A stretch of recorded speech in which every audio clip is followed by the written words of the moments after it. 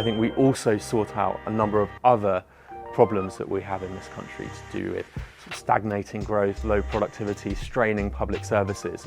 All of those things in the long term will be massively benefited by getting the early years piece right. So if I could ask for one thing, I think that would be it.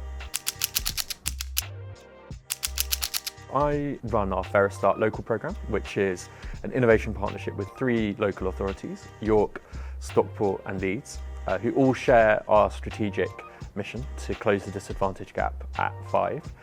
And the theory behind the programme is that in this country we have relatively mature early years ecosystems. We have fairly sophisticated combinations of universal and targeted support, as well as provision of resources and signposting and identification of need.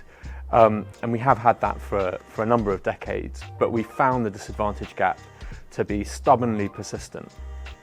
And so we've created this programme to try and address what we think is one of the problems happening there, which is that these systems lack an innovation capacity, and they lack the ability to develop or really understand their problems, develop solutions, and then test and learn and evaluate in a real world setting. And so that's where we think we can be helpful. Nesta has a team of great data scientists, designers, behavioural insights experts, evaluation experts, researchers, analysts. 2 organisations that I'm looking at in particular. One is Thrive at 5, who are doing some really interesting work initially in Stoke-on-Trent. What they're interested in doing there is building long-lasting community and system resilience. I'm also really excited about the work that Leon Feinstein is doing through the Nuffield Foundation. He's also working in Greater Manchester, and he's been funded to really understand these early years ecosystems and systems, and he's looking at these 5 big themes to do with information, decisions, parent voice, learning and evaluation. And I think that's a really, really important contribution. I think the one thing I'd love to see is the early years become one of the 5 big things the central government thinks it needs to work on or solve to support both society and the economy going forward.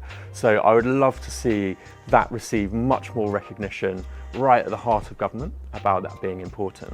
If the government gets that bit right, if we really make sure that we're supporting children and families at the earliest point, I think we also sort out a number of other problems that we have in this country to do with sort of stagnating growth, low productivity, straining public services.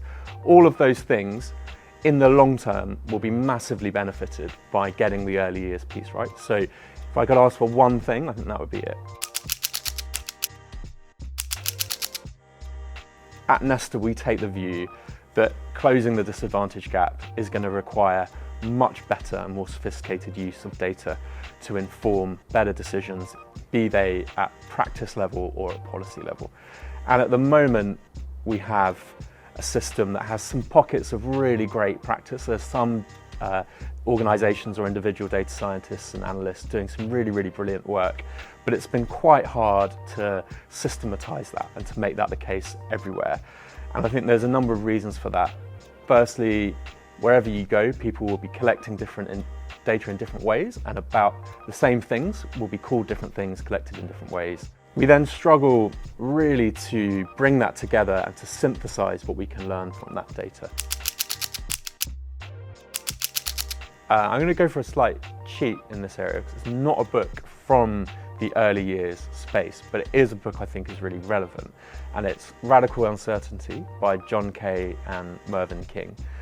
And really it's a book about decision making. And so when you think about the early years, whether you're a health visitor or a commissioner in a local authority or the minister in the Department of Education, a lot of your job there is about decision making in areas where we have imperfect information. And Key and King's thesis is that we have become kind of wedded to tools that give us a false sense of assurance about our ability to make good decisions, because we're using highly mathematical models in situations where we don't really have all the data available to us and we don't fully understand the complexity of the system.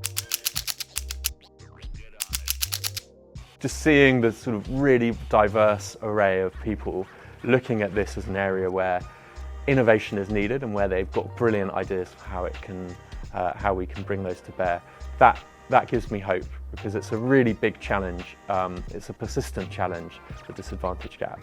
But there's so many great people who are now set about working on solving it, and who Nesta is part of a kind of grander coalition to work with.